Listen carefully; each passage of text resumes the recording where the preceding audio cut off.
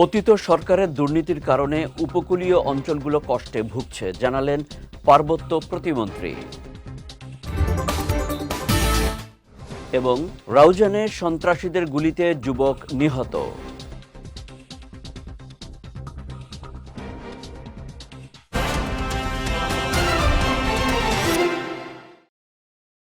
আসসালামু আলাইকুম।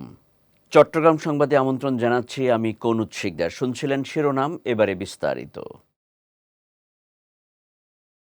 বিগত ১৭ বছর ধরে পতিত ফ্যাসিবাদী সরকারের দুর্নীতি ও দুর্বৃত্তায়নের কারণে উপকূলীয় জেলা ও উপজেলাগুলো এখন কষ্টে ভুগছে বলে দাবি করেছেন ভূমি ও পার্বত্য চট্টগ্রাম বিষয়ক প্রতিমন্ত্রী মীর মোহাম্মদ হেলাল উদ্দিন। দুপুরে চট্টগ্রাম প্রেস ক্লাবের জুলাই বিপ্লব হলে আয়োজিত উপকূলীয় সংলাপ অনুষ্ঠানে প্রধান অতিথির বক্তব্যে তিনি এই দাবি করেন। পাশাপাশি জাতীয়তাবাদী সরকার দ্রুত সময়ের মধ্যে উপকূলীয় এলাকা, বিশেষ করে সন্দ্বীপ উপজেলাকে সব ধরনের সমস্যা থেকে ধীরে ধীরে মুক্ত করবে, এমন প্রত্যয়ও ব্যক্ত করেন পার্বত্য প্রতিমন্ত্রী।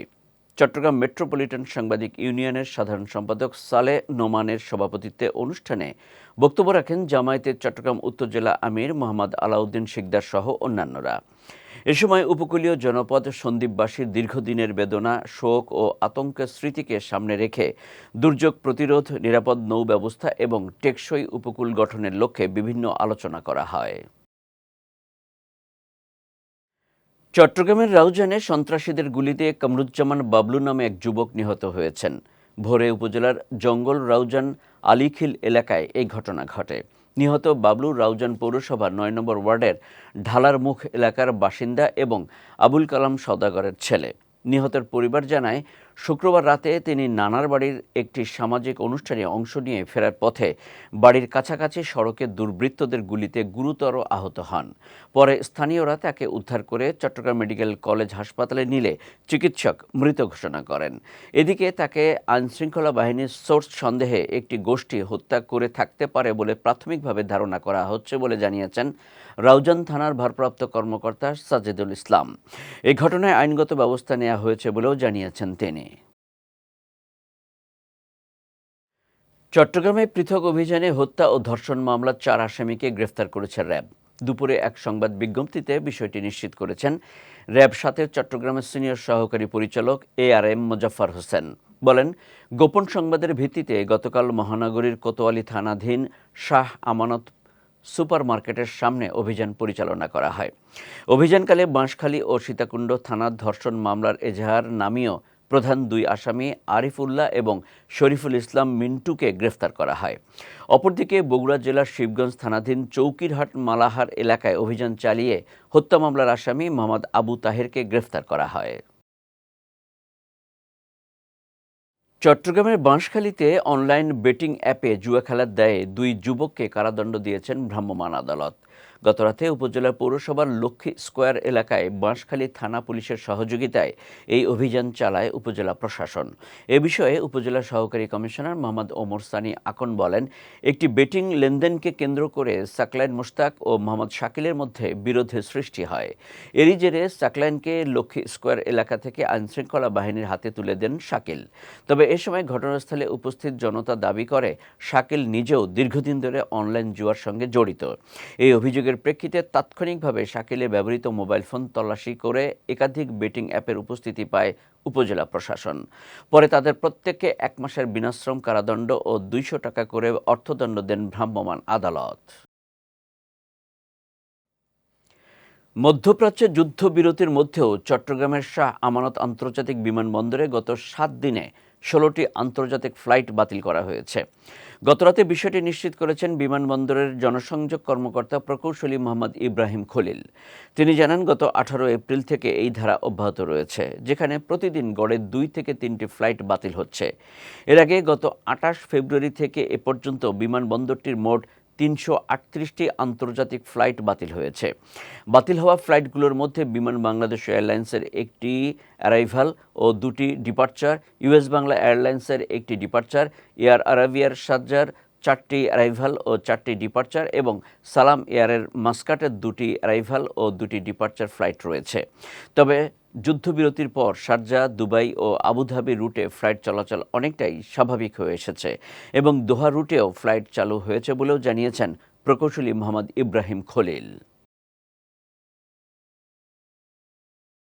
চট্টগ্রামের রাউজানে একটি বিদেশি পিস্তল, 5 রাউন্ড গুলি ও ম্যাগাজিন সহ আব্দুর রশিদ ওরফে রইসা ডাকাতকে গ্রেফতার করেছে র্যাব।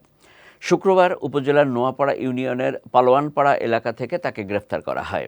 র্যাব 7 চট্টগ্রামের সিনিয়র সহকারী পরিচালক ARM মোজাফফর হোসেন জানান, পালোয়ানপাড়া গ্রামের একটি ধানক্ষেতে স্থানীয়রা রইসা ডাকাতকে অস্ত্রসহ আটক করে রাখে। খবর পেয়ে ঘটনাস্থলে গিয়ে তাকে গ্রেপ্তার করে র্যাব।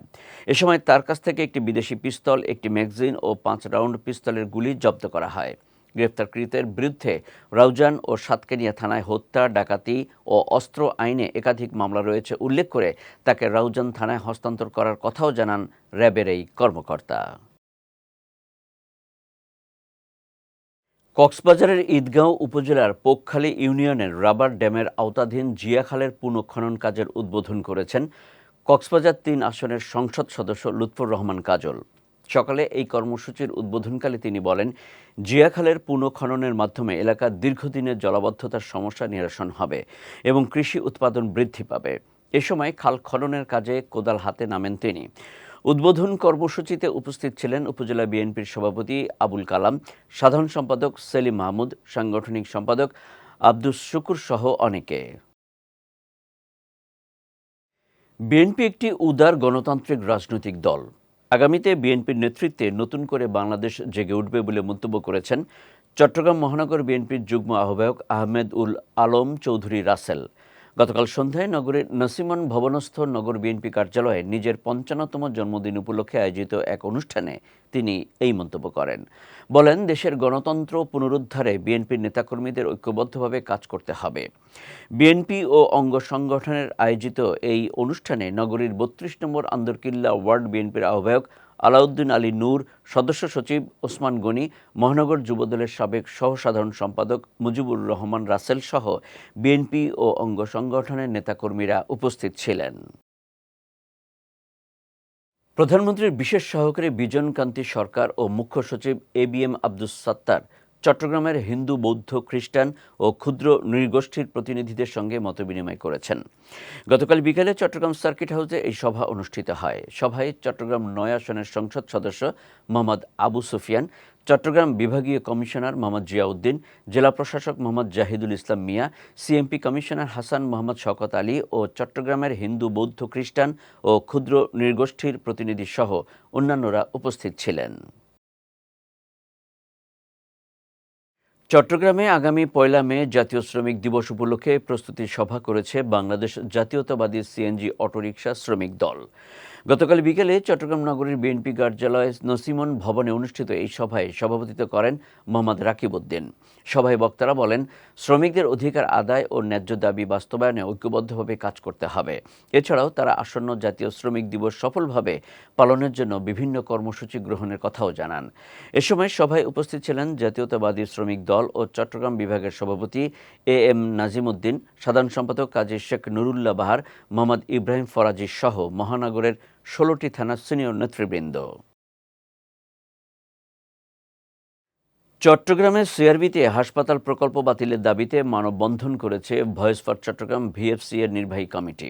সকালে CRBতে রেল মন্ত্রণালয় থেকে CRB প্রাকৃতিক পরিবেশে হাসপাতাল নির্মাণের উদ্যোগের প্রতিবাদে এই কর্মসূচি পালন করা হয়। বক্তারা বলেন, CRB এলাকাটি শতবর্ষী বৃক্ষ এবং পাহাড় ঘেরা, যা চট্টগ্রামের ফুসফুস। কোনো আঘাত এখানকার মানুষ সহ্য করবে না। এই CRBকে ইতিমধ্যে হেরিটেজ জোন হিসেবে ঘোষণা করা হয়েছে। এখানে বাণিজ্যিক স্থাপনা চট্টগ্রামের মানুষ মেনে নেবে না। সংগঠনের সভাপতি ডাক্তার মোহাম্মদ ইসা চৌধুরীর সভাপতিত্বে এবং সংগঠনের সাধারণ সম্পাদক অ্যাডভোকেট মোহাম্মদ জালাল উদ্দিন পারভেজের পরিচালনায় এ সময় উপস্থিত ছিলেন SM আবু সালেহ, অ্যাডভোকেট আজম, অ্যাডভোকেট নজরুল ইসলাম সহ অনেকে। চট্টগ্রামের পাঠানটুলি বংশালপাড়ায় আইনশৃঙ্খলার অবনতি, মাদকদ্রব্য, ইফটিজিং ও বহিরাগত অনুপ্রবেশকারীদের বিরুদ্ধে এলাকাবাসীর উদ্যোগে সম্মিলিত মতবিনিময় ও প্রতিবাদ সভা অনুষ্ঠিত হয়েছে। গতকাল এই সভা অনুষ্ঠিত হয়। আজম খানের সভাপতিত্বে ও মোহাম্মদ হাসান টিপুর সঞ্চালনায় সভায় অতিথি ছিলেন C&F অ্যাসোসিয়েশনের সভাপতি SM সাইফুল আলম, 23 নম্বর ওয়ার্ডের সাবেক কাউন্সিলর নিয়াজ মোহাম্মদ খান, মাদকদ্রব্য নিয়ন্ত্রণ অধিদপ্তরের উপপরিদর্শক মোহাম্মদ রবিউল্লাহ সহ অনেকে। সভায় বক্তারা বলেন, এলাকায় দীর্ঘদিন ধরে মাদক ব্যবসা ও সেবনের প্রবণতা বেড়ে চলেছে। পাশাপাশি ইফটিজিংয়ের কারণে নারী ও কিশোরীদের নিরাপত্তা বিঘ্নিত হচ্ছে। এছাড়া বহিরাগতদের অনিয়ন্ত্রিত যাতায়াত আইনশৃঙ্খলা পরিস্থিতির অবনতির অন্যতম কারণ হিসেবে উল্লেখ করা হয়। সভা থেকে এলাকাবাসী ঐক্যবদ্ধভাবে সামাজিক সচেতনতা বাড়ানো এবং নিজ উদ্যোগে নিরাপত্তা ব্যবস্থা জোরদারের প্রত্যয় ব্যক্ত করেন। একই সঙ্গে শান্তিপূর্ণ ও নিরাপদ পরিবেশ নিশ্চিত করতে প্রশাসনের সঙ্গে সমন্বয় করে কাজ করার আহ্বান জানান তারা। চট্টগ্রাম সংবাদ শেষ করার আগে শিরোনামগুলো দেখে নিচ্ছি আরও একবার।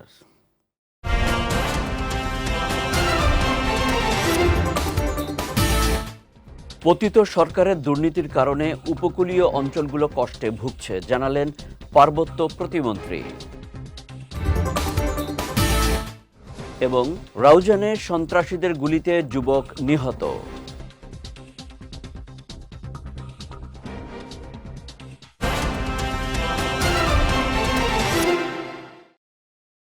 চট্টগ্রাম সংবাদ শেষে আজকের মতো আমি কনুদ শিকদার আপনাদের কাছ থেকে বিদায় নিচ্ছি।